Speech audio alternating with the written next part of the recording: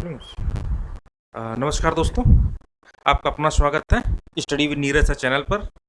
दोस्तों, आपको पता है कि वीडियो एग्ज़ाम और प्लस जो है वीडियो की नई भर्ती आई हैं 1468। उसके लिए बराबर जो है हमारे यूट्यूब चैनल पर जो है वीडियो अपलोड हो रहे हैं और आप जाके उनको वॉच करिए। बहुत अच्छा कंटेंट आपको दिया जा रहा है। आज का जो वीडियो है वो आधारित है हिंदी पे। मतलब आपको टॉप 100 हिंदी के क्वेश्चन मिलेंगे, टॉप 100, और जो कि बहुत ही इंपॉर्टेंट होने वाले क्वेश्चन हैं।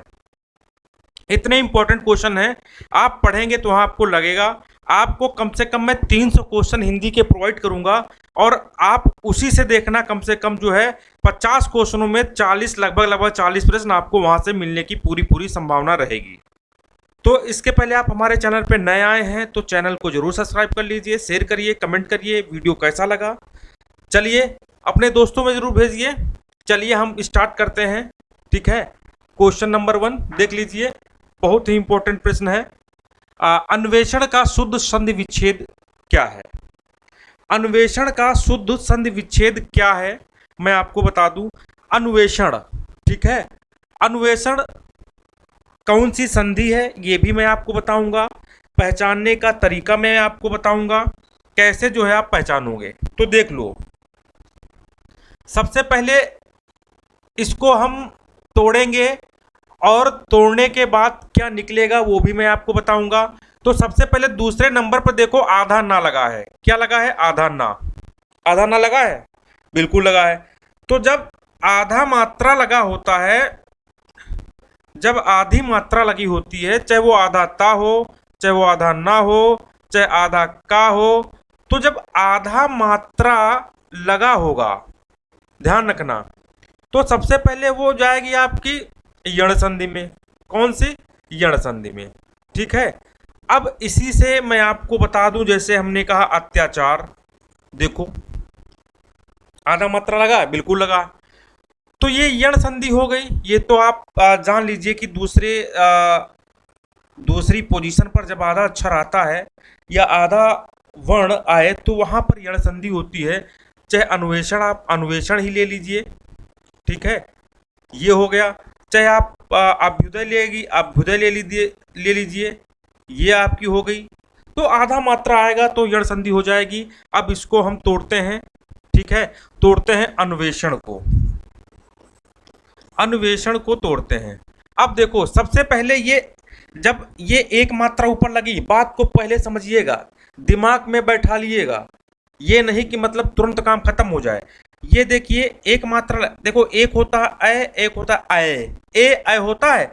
तो जब ए आएगा तो एक मात्रा लगती है, अय आएगा तो दो मात्रा लगती है।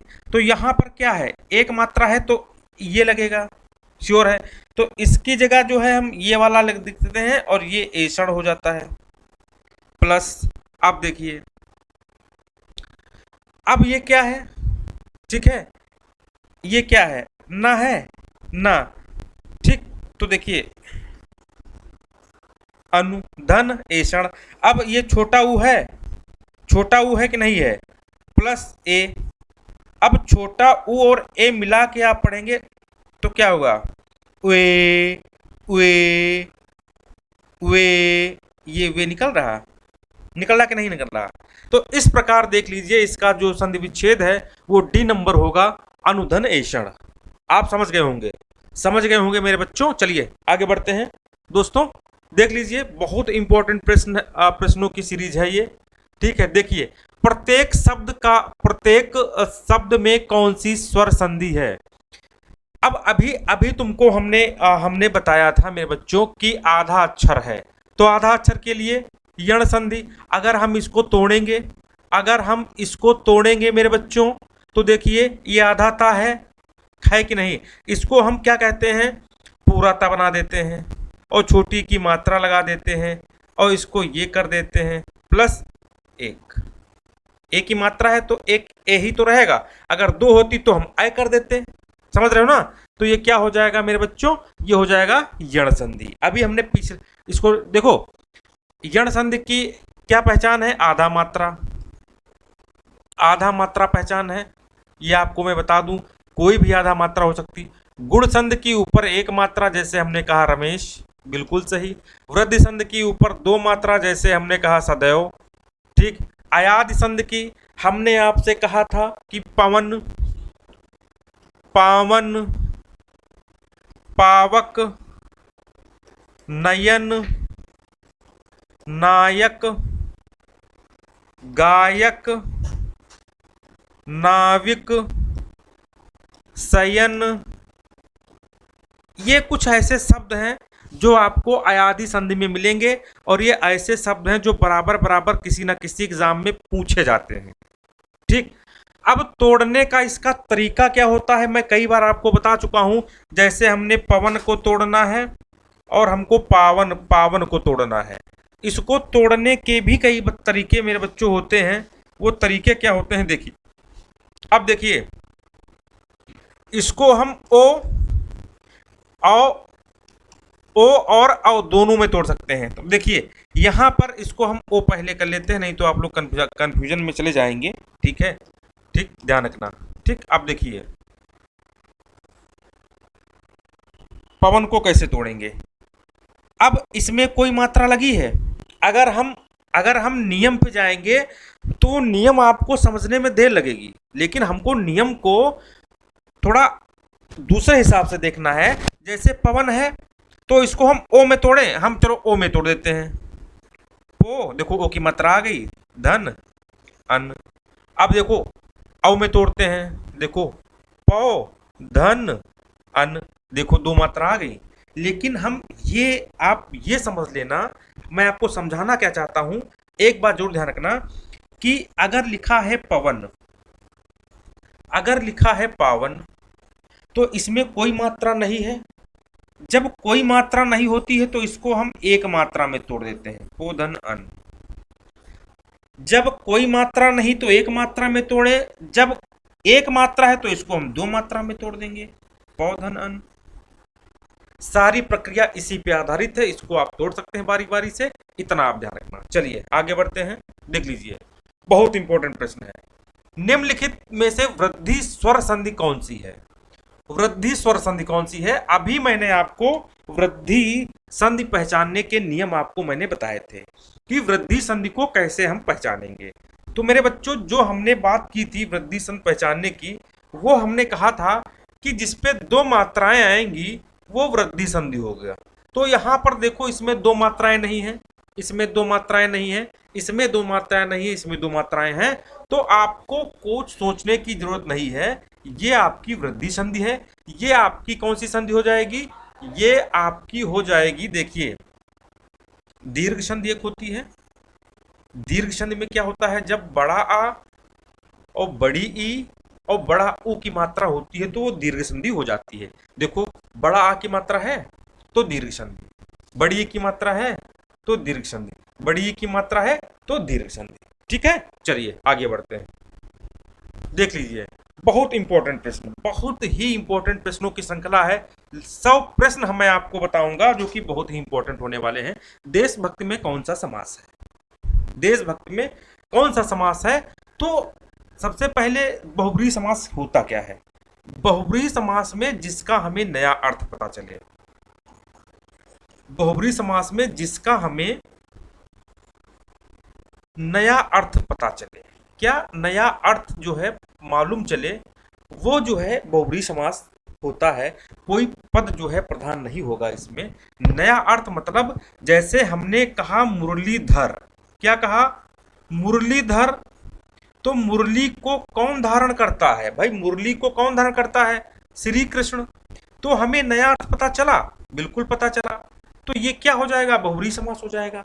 लंबोदर, लंबा उदर गणेश जी, जिसका हमें नया अर्थ पता चल जाए वो बहुब्रीहि समास होगा। अब देखो, द्वंद्व समास में क्या होता था मेरे बच्चों, द्वंद्व समास में हमने आपको बताया था कि द्वंद्व समास जो है, द्वंद्व समास में बीच में डैश लगा होगा। इसे हम एक प्रकार के योजक चिन्ह बोलते हैं। क्या बोलते हैं मेरे बच्चों, योजक चिन्ह बोलते हैं, ठीक है, योजक चिन्ह बोलते हैं। इतना आप ध्यान रखना, क्या बोलते हैं, योजक चिन्ह बोलते हैं, ध्यान रखना, ठीक है, योजक चिन्ह। चलिए आगे देखते हैं, ठीक।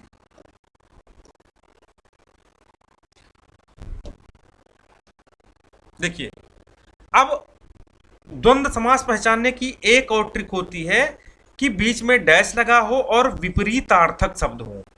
विपरीतार्थक शब्द समझते हो क्या होता है? विलोम शब्द। क्या? विलोम शब्द हो। विलोम शब्द, जैसे हमने कहा आकाश पाताल, तो देखो उल्टा शब्द हो, भाई बहन, तो ये डैश भी आए और विपरीतार्थक शब्द भी हो, वो चला जाएगा आपका द्वंद्व समास में। हाँ, द्वंद्व समास में कुछ और भी अपवाद होते हैं मेरे बच्चों, द्वंद्व समास में कुछ और भी अपवाद होते हैं, ठीक है, उनको भी ध्यान रखना कि द्वंद्व समास में और क्या अपवाद होते हैं, मैं अभी आपको बता रहा हूं। अब अव्ययभाव, अव्ययभाव में क्या होता है मेरे बच्चों? प्रथम पद अव्यय होता है, प्रथम पद अव्यय होता है। और दूसरी बात देखो, उपसर्ग लगा होता है। क्या? उपसर्ग लगा होता है। बिना उपसर्ग के अव्ययभाव समास का निर्माण कतई नहीं हो सकता है। बिना उपसर्ग के अव्ययभाव समास का आविष्कार ही नहीं होगा, बनेगा ही नहीं। प्रथम पद अव्यय मतलब प्रथम पद बार बार जब आ जाए, बार बार जब आ जाए प्रथम पद, तो वो अव्ययभाव समास होगा। अब प्रथम पद बार बार आएगा, कैसे आएगा ये भी मैं आपको बता दूं, कैसे आएगा ये भी मैं आपको बता रहा हूं, ठीक है। देखो, जैसे हमने कहा कि प्रतिदिन, ये कहा, अब इसमें दो पद हैं, दो पद हैं मेरे बच्चों, ठीक है। वो दो पद कौन से हैं इसको भी देख लो, एक प्रति दूसरा दिन। क्या तुम प्रति से दूसरा शब्द बना सकते हो? अगर प्रति से तुम दूसरा शब्द बना सकते हो तो ये क्या हो जाएगा? अव्ययभाव समास हो जाएगा। और इसमें प्रति जो है ये उपसर्ग है, बिना उपसर्ग के अव्ययभाव समास का निर्माण नहीं होगा। और प्रतिदिन, प्रतिक्षण, प्रतिपल, अगर प्रति से आप, अगर पहले पद से आप एक से अधिक शब्दों का निर्माण कर लेते हैं तो अव्ययभाव समास होगा। तत्पुरुष समास, आपको पता है कि तत्पुरुष समास जो है मेरे बच्चों, ये जो है आपका कारक पर आधारित है, कारक पर, कारक पर, ठीक है। कारक के कितने भेद हैं? 8 भेद हैं। कर्ता ने कर्म को करण से संप्रदान के लिए अपादान से अलग संबंध का की के अधिकरण में पर संबोधन है हरे, 8 कारक। अब क्या होता है? तत्पुरुष समास है मेरे बच्चों, ये देशभक्ति क्या है? तत्पुरुष समास है। अब इसको हम तोड़ते हैं, देशभक्ति, तो अगर हम कहेंगे देश की भक्ति या देश के लिए भक्ति भी हम कह सकते हैं, तो ये किस में जाएगा? अगर हमने कहा देशभक्ति तो कहेंगे देश की भक्ति, देश की भक्ति, तो की किस में आएगा? संबंध का की के, देखो तो ये क्या चला गया? तत्पुरुष समास चला गया। इस प्रकार ये तत्पुरुष समास होगा, इतना आप ध्यान रखना। चलिए आगे बढ़ते हैं, ठीक। आपको मेरा देखो, आपको जब तक समझ में ना आए तब तक तो आप बिल्कुल ये सोच लीजिए तब तक पढ़ाना बेकार, समझ में आना चाहिए। त्रिवेणी शब्द में कौन सा समास है? त्रिवेणी शब्द में कौन सा समास है भाई? त्रिवेणी शब्द में कौन सा समास है? आपको पता है कि त्रिवेणी के लिए मैं आपको बता दूं, ठीक। देखिए क्या करना है इसमें, जो है कर्मधारय बहुब्री, अभी हमने कहा था कि बहुब्री नया अर्थ प्रदान करेगा, द्वंद्व बीच में डैश लगा होगा, कुछ भी नहीं है। कर्मधारय जो है पहला पद गुण होता, पहला पद क्या होता है? गुण होता है। तो ये हो जाएगा आपका कौन सा समास? द्विगु समास हो जाएगा। प्रथम पद संख्यावाची होता है, प्रथम पद क्या होता है मेरे बच्चों? संख्यावाची होता है, प्रथम पद संख्यावाची होता है। और जब प्रथम पद संख्यावाची हो तो द्विगु समास में जाता है। जैसे हमने कहा त्रिवेणी, 3 नदियों का समूह। अब जैसे इसी तरह हम कहेंगे कि सप्तऋषि, सप्तऋषि मतलब 7 ऋषि, कहेंगे कि नहीं? जैसे हमने कहेंगे 9 ग्रह, 9 ग्रह, ठीक। और फिर जैसे हम कहेंगे कि द्विपहर, दोपहर, मतलब जब पहला पद संख्यावाची हो तो क्या होगा मेरे बच्चों? वो द्विगु समास में जाएगा। चलिए आगे बढ़ते हैं। अकाल पीड़ित कौन सा समास है? अकाल पीड़ित, अकाल पीड़ित कौन सा समास है? अब देखिए, अभी हमने आपको जो है बताया था कि तत्पुरुष समास। तत्पुरुष समास में हमने आपको बताया था, आप इसको तोड़िए। अकाल पीड़ित को आप अपने शब्दों में तोड़ेंगे। अकाल पीड़ित, तो अकाल पीड़ित होगा ना, अकाल से पीड़ित होगा ना, इसको हम तोड़ेंगे अकाल से पीड़ित। अकाल से पीड़ित, ठीक है मेरे बच्चों। तो से आ गया तो करण, करण से होता है तो तत्पुरुष समास जाएगा, नो डाउट। आगे बढ़ते हैं। देखिए निम्नलिखित में बहुब्रीहि समास किसमें है, बहुब्रीहि समास किसमें है, अब इसको भी देख लीजिए। बहुब्रीहि समास किसमें है, बहुत इंपॉर्टेंट है। माता पिता में क्या है, द्वंद्व समास है। आपको पता है कि बीच में डैश है प्लस विपरीतार्थक है तो द्वंद्व समास। ठीक, अब त्रिलोकी, तीन लोक मतलब पहला पद संख्यावाची है तो द्विगु समास होगा, ये आपको पता है। जलचर, जल में चरने वाला, ये तत्पुरुष समास हो जाएगा। ठीक है, अब देखिए लंबोदर, लंबा उदर किसका होता है, गणेश जी। किसका होता है मेरे बच्चों, गणेश जी। तो हमें नया अर्थ पता चला, तो जब नया अर्थ पता चले तो बहुब्रीहि समास होता है, तो ये इसका राइट आंसर है। चलिए आगे बढ़ते हैं। नीलगाय, नीलगाय में कौन सा समास है, बहुत इंपॉर्टेंट है। नीलगाय में कौन सा समास है, अब देखिए एक समास होता है तत्पुरुष हमने बताया है, अव्ययभाव बताया, द्वंद्व बताया, कर्मधारय भी आपको हमने नहीं बताया है। ठीक है, कर्मधारय हमने आपको समास नहीं बताया है। तो एक चीज कर्मधारय के लिए आप ध्यान रखना, कर्मधारय समास को कैसे पहचानोगे, कर्मधारय समास को कैसे पहचानोगे कि इसमें प्रथम पद जो है मेरे बच्चों, प्रथम पद जो है वो विशेषण होता है। क्या होता है, विशेषण होता है। ठीक है, मतलब, मतलब क्या कि ये बताएगा कि विशेष कैसा है। ठीक है, ये बताएगा कि विशेष कैसा है। ठीक, तो ध्यान रखना। अब जैसे हमने कहा कर्मधारय में हम ले देते हैं नीलगाय, नीलगाय ले लिए। अब देखो गाय कैसी है, नीली है, मतलब ये विशेष है और ये विशेषण है विशेषण, बिल्कुल है। मतलब ये वाला पहला पद है, ये दूसरा पद है, दूसरा पद की क्वालिटी, दूसरे पद का विशेषण क्या है, पहला पद।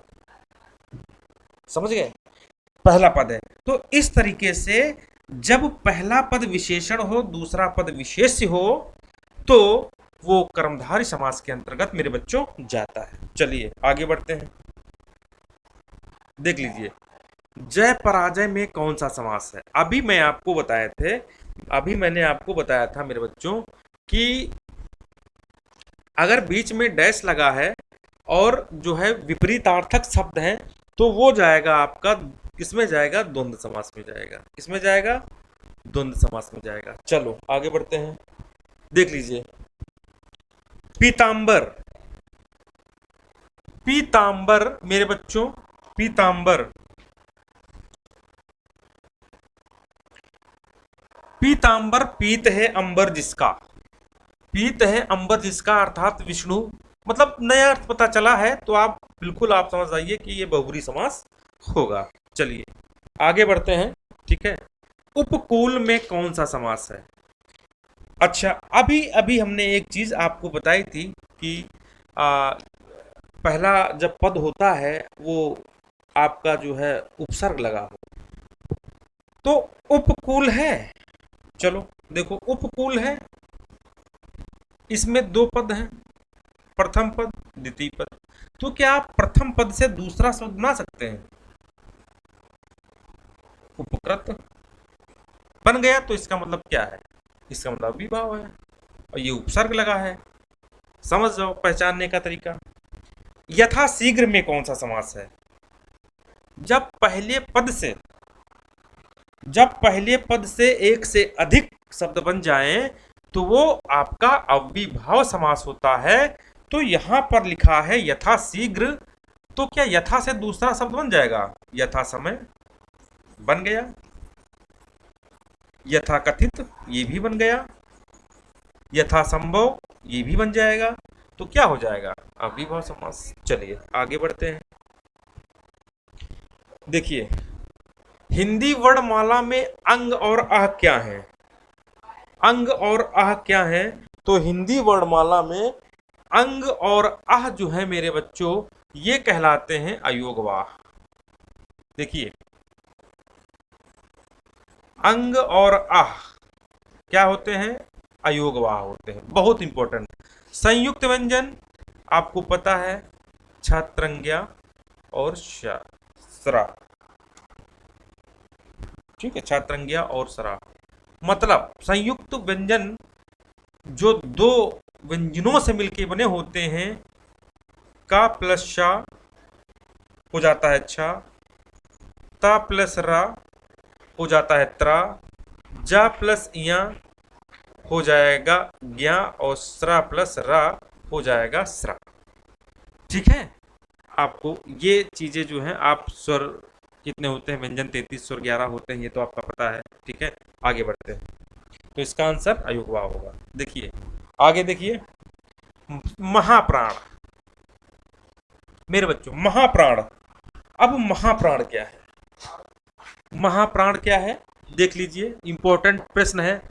सभी महाप्राण वर्णों वाला समूह क्या है? अब महाप्राण के लिए मेरे बच्चों मैं आपको बता दूं, मैंने ट्रिक बताई थी। देखो, एक होते हैं जो हमारे स्पर्श व्यंजन होते हैं, स्पर्श व्यंजन। स्पर्श व्यंजन के लिए हमने एक सूत्र बताया था, ठीक है, कता मुंदो, का ता मु दो। ठीक है, कता मुंदो। का से कंठ, तालु, मूर्धा, दंत, ओष्ठ।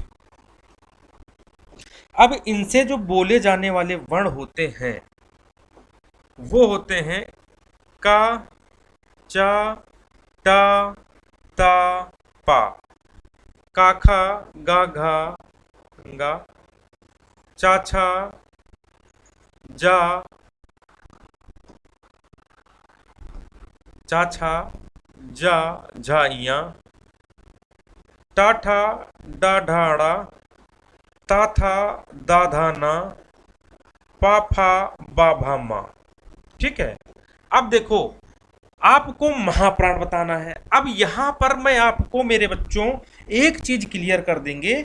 यहां पर मैं आपको बता दूंगा कि महाप्राण क्या होता है, अल्प प्राण क्या होता है,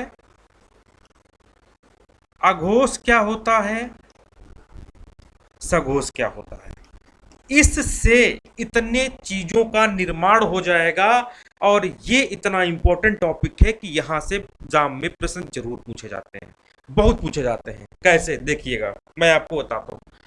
अब देखिए, महाप्राण जो इन्हें हम बोलते हैं मेरे बच्चों, ये जो अक्षर होते हैं इन्हें बोलते हैं हम स्पर्श व्यंजन। ये इतना आपको पता होगा। क्या बोलते हैं मेरे बच्चों? स्पर्श व्यंजन बोलते हैं। ठीक है, इन्हें बोलते हैं स्पर्श व्यंजन। क्या बोलते हैं? स्पर्श व्यंजन बोलते हैं। इतना तो आपको पता होगा। ठीक है, अब देखिए, इन्हीं स्पर्श व्यंजनों की संख्या होती है 25 और इन्हीं स्पर्श व्यंजनों में जो है मेरे बच्चों आपको खोजना है महाप्राण, अल्प प्राण और अघोष, सघोष। तो प्रत्येक लाइन का जो दूसरा और चौथा, प्रत्येक लाइन का दूसरा और चौथा जो वर्ण होता है, प्रत्येक लाइन का दूसरा, चौथा, दूसरा, चौथा, दूसरा, चौथा, दूसरा, चौथा जो वर्ण होता है, प्रत्येक लाइन का दूसरा और जो चौथा वर्ण होता है वो महाप्राण होता है। और प्रत्येक लाइन का जो पहला, तीसरा और पांचवा, पहला, तीसरा, पांचवा वर्ण होता है वो अल्पप्राण कहलाता है। तो आपको चेक करना है, खा है, छा है और ठा है। देख लो, खा छा ठा है तो ये महाप्राण है।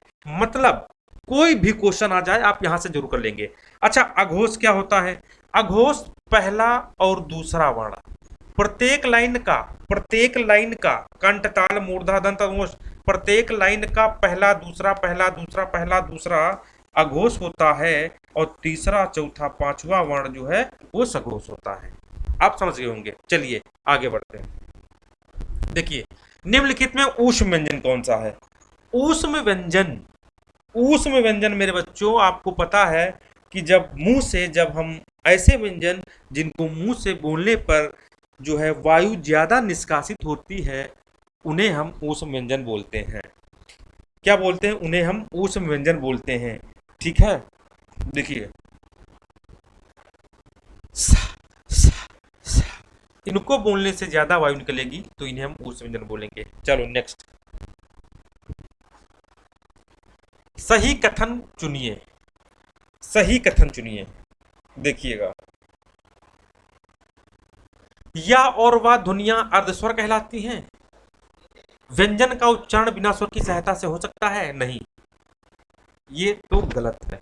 अवधेश का विग्रह अव प्लस देश है? गलत है। हिंदी में व्यंजनों की संख्या 60 है? गलत है। या और वह जो है मेरे बच्चों, ध्वनियां जो है ये अर्धस्वर कहलाती हैं, अर्धस्वर कहलाती हैं। ठीक है, आगे बढ़ते हैं। अब देखिए, अभी इसके पहले मैंने बताया था चा छा जा झा इया का उच्चारण स्थान क्या होता है, और अभी हमने सूत्र भी बताया था कता का ता मु दो। अभी हमने सूत्र क्या बताया था आपको? कता मुंडो, ये बताया था।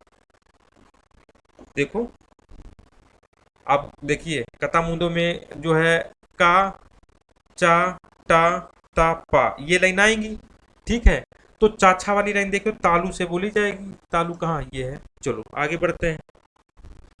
ए और ए का उच्चारण स्थान क्या होगा? आप बोल के देखिए, आपको खुद पता चल जाएगा कि ए और ए का उच्चारण स्थान क्या होगा। जैसे हमने कहा ए, आपका तालु और आपका कंठ काम करेगा। आप बोल के देखिए कंठ ताल, कंठ और तालु दोनों काम करेंगे, तो यहां पर आपका जो है कंठ और तालु हो जाएगा। देखिए आगे बढ़ते हैं। निम्नलिखित में कौन सा अल्प विराम है? भैया ये यहां से क्वेश्चन भी पूछा जाता है, बढ़िया इंपॉर्टेंट टॉपिक है जो है विराम चिन्ह, इंपॉर्टेंट टॉपिक है विराम चिन्ह, तो यहां से क्वेश्चन भी पूछा जाता है। ठीक है, तो इसे जो हम बोलते हैं मेरे बच्चों, ये बोलते हैं अर्धविराम। इसे क्या बोलते हैं हम? अर्धविराम बोलते हैं। मतलब बिंदी, और ये अर्धविराम होता है, ये पूर्णविराम होता है। ठीक है, और ये हमारा क्या होता है मेरे बच्चों? अल्प विराम होता है। थोड़ा रुकना, चलिए आगे बढ़ते हैं। देखिएगा, वर्तनी की दृष्टि से कौन सा शब्द सही है? तो मेरे बच्चों इसमें आपको पता है कि वर्तनी से संबंधित क्वेश्चन बहुत पूछे जाते हैं। ठीक है, बहुत ही आते हैं। देखिए स्वतंत्र, तो ऐसे लिखा स्वातंत्र, स्वातंत्र, ये वाला आपका सही। चलिए आगे बढ़ते हैं। नेक्स्ट प्रश्न, निम्नलिखित में शुद्ध वर्तनी वाला कौन सा जो है सही चयन कीजिए। शुद्ध वर्तनी किसकी है? ठीक, चलो देखते हैं। हाँ अशुद्ध, सॉरी अशुद्ध चयन करना है आपको, अशुद्ध चयन करना है। ठीक है, अशुद्ध, तो इसमें सोचनी सही है, ज्योत्सना भी सही है। नहीं, भास्कर ऐसे नहीं लिखा जाता है, भास्कर लिखा जाता है ऐसे, सीटी वाला सादा होता है, तो ये आपका, ये भी सही, ये आपका जो है राइट आंसर है। चलिए आगे बढ़ते हैं। इंपॉर्टेंट प्रश्न है, निम्नलिखित में से शुद्ध वर्तनी वाला कौन सा शब्द है? शुद्ध वर्तनी वाला कौन सा शब्द है? देखिए, अब अंत्याक्षरी लिखने के लिए मेरे बच्चों कैसे जो है आप लिखेंगे अंत्याक्षरी? आ अंत्याक्षरी कहाँ लिखा है? ये वाला राइट ऑप्शन है। ठीक है, आगे बढ़ते हैं। देखिएगा, शुद्ध वर्तनी वाला आपको शब्द का चयन करना है। वाल्मीकि को कैसे लिखेंगे? ध्यान रखना, बहुत लोग गलत लिख देते हैं, तो आप ध्यान रखना, वाल्मीकि जो लिखा जाएगा मेरे बच्चों, वो लिखा जाएगा, ठीक है, वाल्मीकि, वाल्मीकि, मीकी, ये वाला। ठीक है, आगे बढ़ते हैं।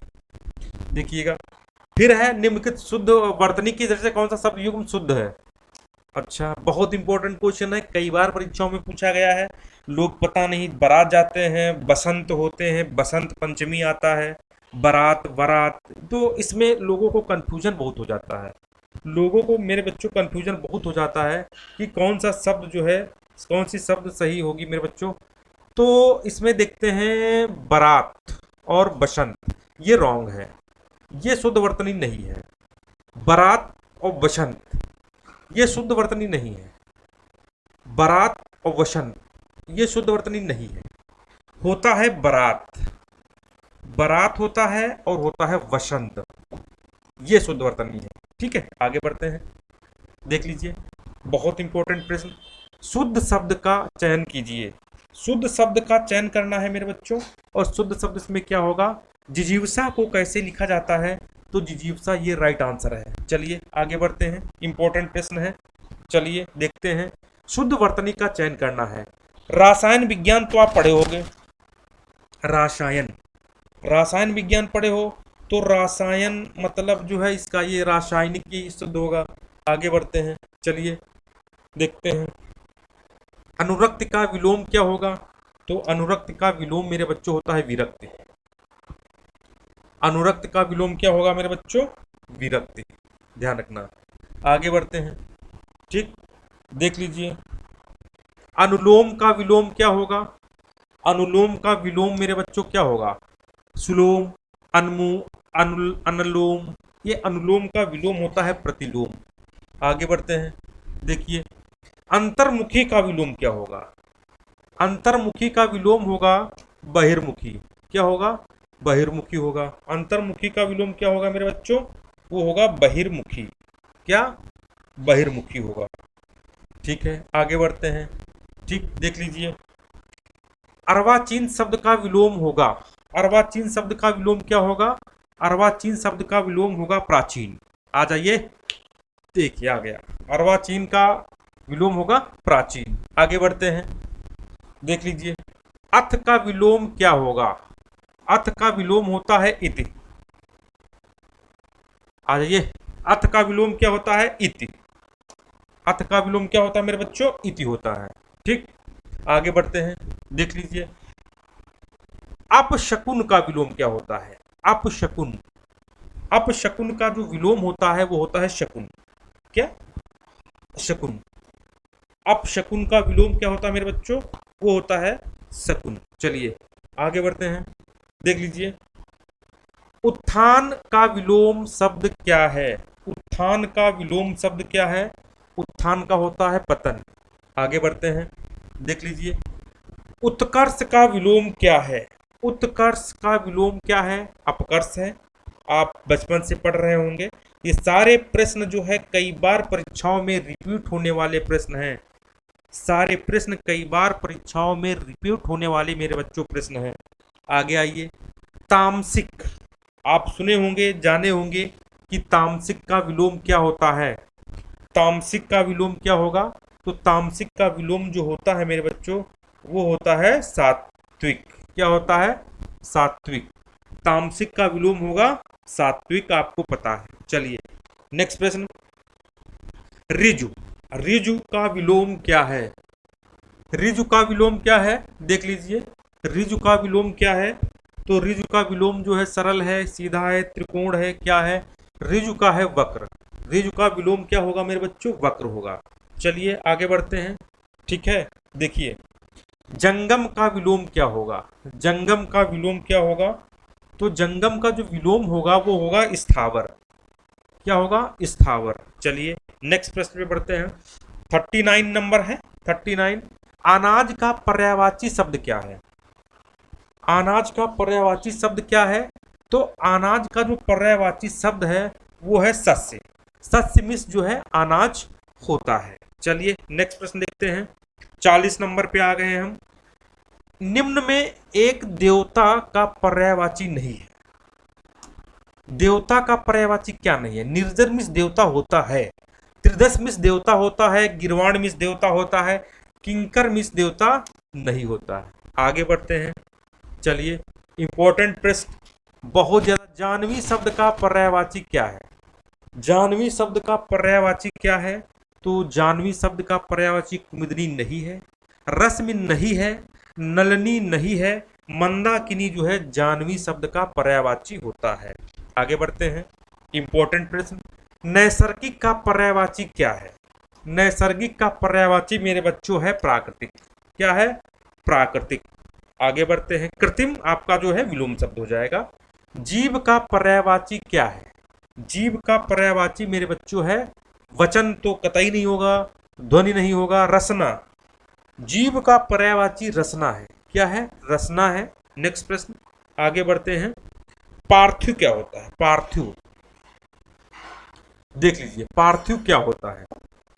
जिसका संबंध मनुष्यों से है, जिसका संबंध प्रथा से है, जिसका संबंध ईश्वर से है, या जिसका संबंध पृथ्वी से है।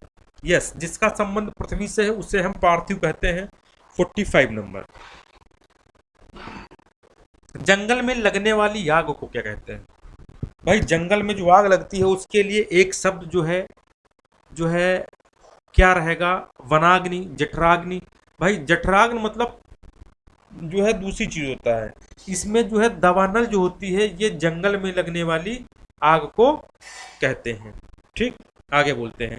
अब जठराग्नि किसे बोलते हैं कमेंट करिए। पेट में लगने वाली अग्नि को क्या बोलते हैं? आगे आप कमेंट करके बताइएगा। जो धरती फोड़कर जन्म जन्म जन्मता हो उसे क्या कहेंगे? जो धरती फोड़कर जन्मता हो उससे हम क्या कहेंगे? वाक्यांश के लिए एक शब्द, उसे कहेंगे उद्भिज। उद्भिज। आगे बढ़ते हैं। 47 नंबर, गोद लिया हुआ पुत्र को क्या कहेंगे? गोद लिए हुए पुत्र को कहेंगे दत्तक। क्या कहेंगे मेरे बच्चों? दत्तक। गोद लिए हुए पुत्र को कहेंगे दत्तक, ये सही है। दंपति, आप जानते हैं दंपति किसे कहते हैं, अभी आगे आएगा। ठीक है, आगे देखिए। जिसका शत्रु जन्मा ही ना हो, मतलब जिसका कोई शत्रु ही ना हो तो उसे हम अजात शत्रु बोलेंगे। क्या बोलेंगे? अजात शत्रु बोलेंगे। आगे देखिए, कृतज्ञ क्या होता है? कृतज्ञ का संक्षिप्तीकरण क्या होता है? भाई कृतज्ञ मतलब दिए गए उपकार को मानने वाला या दिए गए उपकार को ना मानने वाला। इसको आपको तो किए गए उपकार को ना मान, किए गए हुए उपकार को मेरे बच्चों, जो हमारा है किए हुए उपकार को मानने वाला जो है कृतज्ञ, और कृतज्ञ जो नहीं मानता है।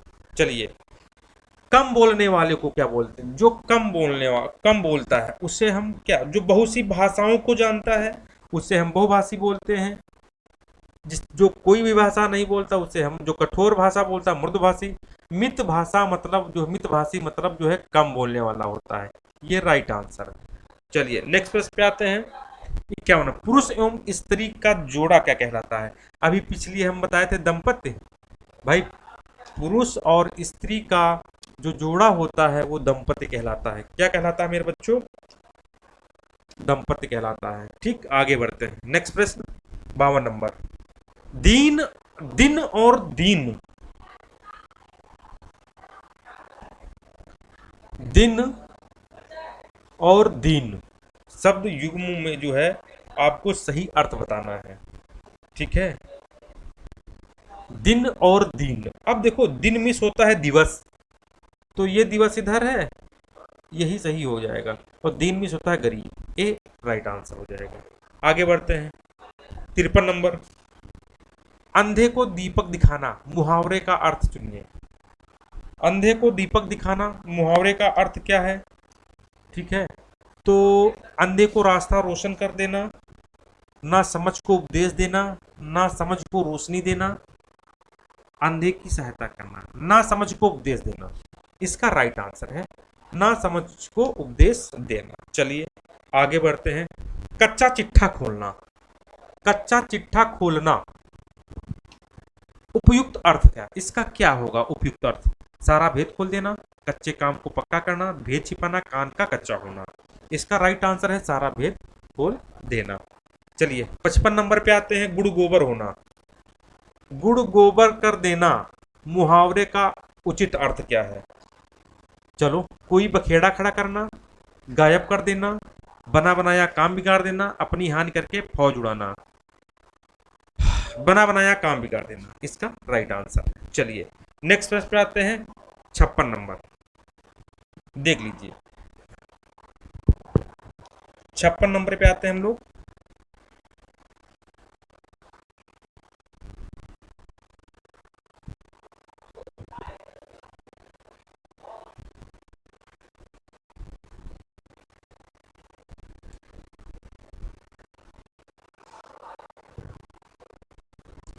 चलो कोई बात नहीं, आप 56 नंबर पे आएंगे।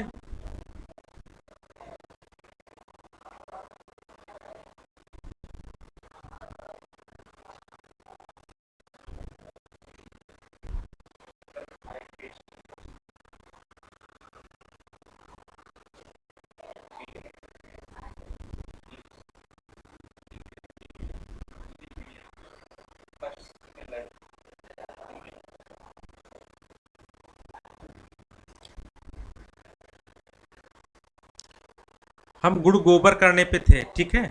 कहाँ पे थे? गुड़ गोबर करना, वहां पे हम लोग चलेंगे, ठीक है। गुड़ गोबर करना,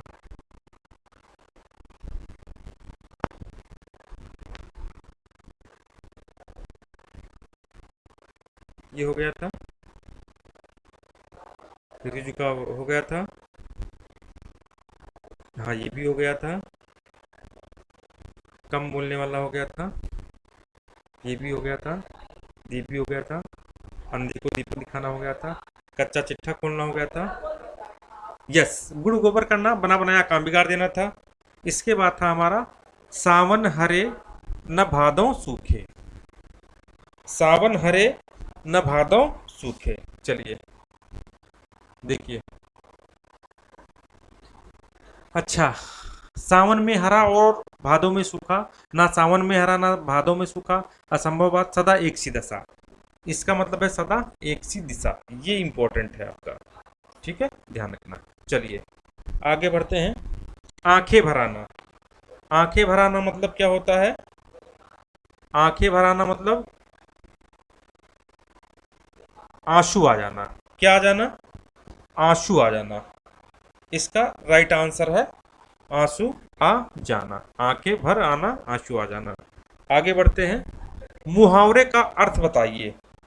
मुहावरे का अर्थ बताना है इसमें। देखिए, घर में नहीं दो दाने, बुढ़िया चली भुनाने। इसका अर्थ, गर्व होना, व्यर्थ का दिखावा करना, हर तरह से संपन्न होना, घमंड करना। इसका आंसर है व्यर्थ का दिखावा करना। चलिए आगे बढ़ते हैं। चोर की दाढ़ी में तिनका, बहुत आप ये मुहावरा सुने होंगे।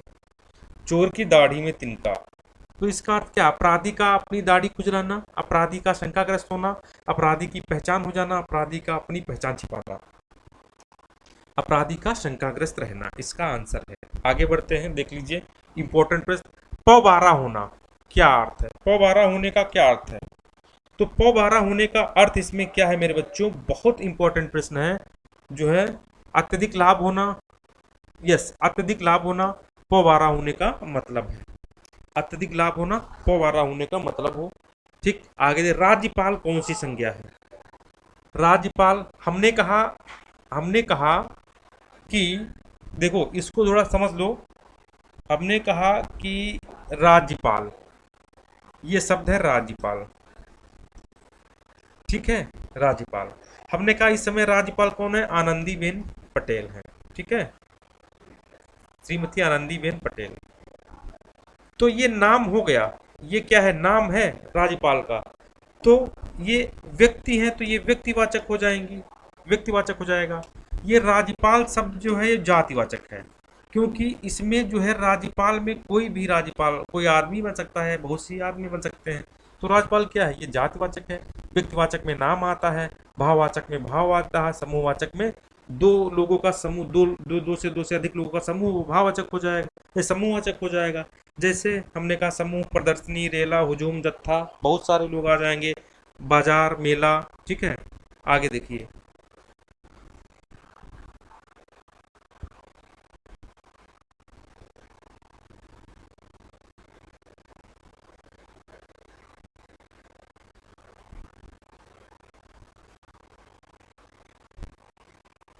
चलिए इतने ही क्वेश्चन थे, ठीक है। आगे नेक्स्ट जो है वीडियो इसी पे फिर से मिलेगा आपको, बहुत जल्द कल मिलेगा। तो इतना तब तक आप लोग पढ़िए, ठीक है। इसके बाद नेक्स्ट आपको वीडियो मिलेगा हिंदी का। अगर चैनल पर पहली बार आए हैं तो चैनल को जरूर सब्सक्राइब कर लीजिए, जिससे आपका जो है सिलेक्शन हो, आपकी नौकरी लगे। तब तक के लिए दोस्तों नमस्कार, धन्यवाद, बाय बाय।